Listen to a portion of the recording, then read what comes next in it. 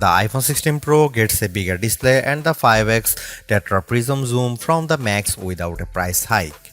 Add in promising Apple Intelligence features, a smarter Siri and longer battery life, and this is a compelling flagship phone value. I just wish the charging speed got a boost and that visual intelligence and ChatGPT weren't coming later. The iPhone 16 Pro is still a compact phone, but there is a trade-off with getting a larger display. It's now more of a mid-size phone now as opposed to a small phone as the size and weight have grown. This handset measures 5.89 by 2.81 by 0.32 inches and weighs 7.03 ounces compared to 5.77 by 2.78 by 0.32 inches and 6.6 ounces for the iPhone 15 Pro. So the new iPhone is taller and wider and just as thin, but there's some more heft to it.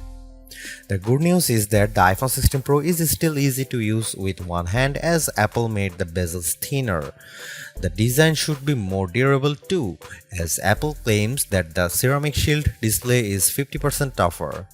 Plus, the band is still made of titanium, which is more durable than aluminum. The iPhone 16 Pro colors aren't very flashy compared to the regular iPhone 16. There's white titanium, black titanium, natural titanium, and the new desert titanium, which is like a soft rose gold. I prefer the desert hue because it looks new. Don't expect much new from the iPhone 16 display. The only real news beyond the size increase to 6.3 inches for this OLED screen is that it can get dimmer. The minimum is now just 1 nit. I put the two phones side by side in a dark room and I noticed the difference immediately. What's the benefit? You can use your phone in bed without disturbing your partner, and if you are using standby mode, the iPhone 16 Pro won't be as bright when you are using it overnight as an alarm clock.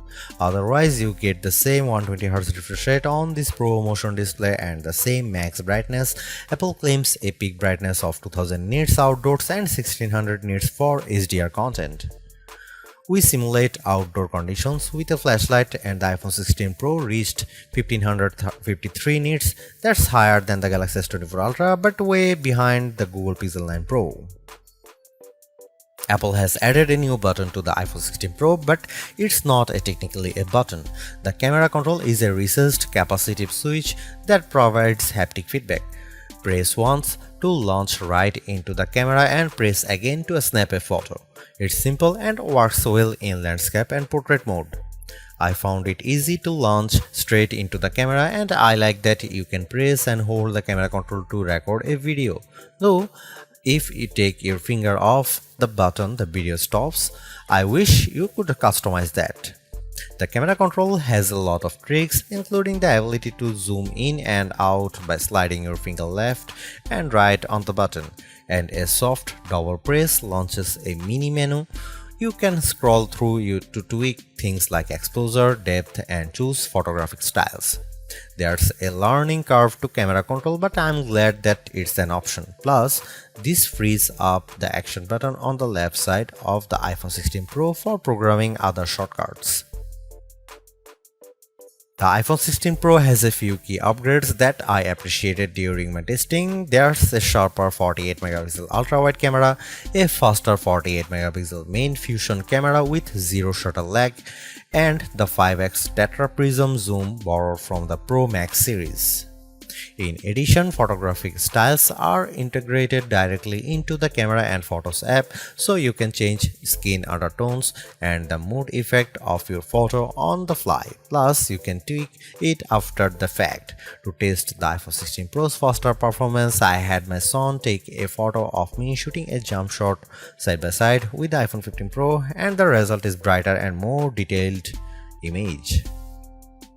How does the iPhone 16 Pro compare to the best camera phones? I shot a number of pictures using the iPhone 16 Pro alongside the Samsung Galaxy S24 Ultra and the Google Pixel 9 Pro XL to find out. I put the ultra-wide camera to the test on the iPhone 16 Pro with this shot of a beach and Apple comes out on top. The colors are more natural through the iPhone versus the Galaxy S24 Ultra, and Samsung's peak looks distorted on the right side by the flowers. Here are some camera samples of iPhone 16 Pro.